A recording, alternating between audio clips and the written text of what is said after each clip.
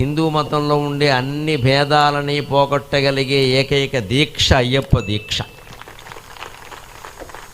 అందుకని నాకు ఆ దీక్ష వాళ్ళు పిలిస్తే చాలా ఆనందంగా ఉంటుంది. సమైక్యాన్ని నిలబడుతున్నారు. కులభేదం లేదు, ప్రాంత భేదం లేదు, కులభేదం లేదు. ప్రధానంగా ఎక్కడ అయ్యప్ప స్వాములు భోజనం చేస్తున్నా పక్కన ఆయన్ని స్వామి స్వామి అంటారు తప్పితే నువ్వు ఏ కులం స్వామి అని అనరు. అసలు ఆ మాటే రాదు. మొత్తం హిందూ ధర్మంలో ఈ కులం అనేది రద్దు అవ్వగలిగితే అప్పుడు హిందుత్వం మొత్తం బాగుంటుంది, భారతదేశం మొత్తం బాగుంటుంది.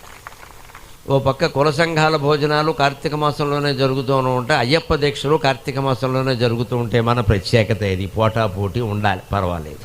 ఏది గొప్పదో ధర్మం నిర్ణయిస్తుంది.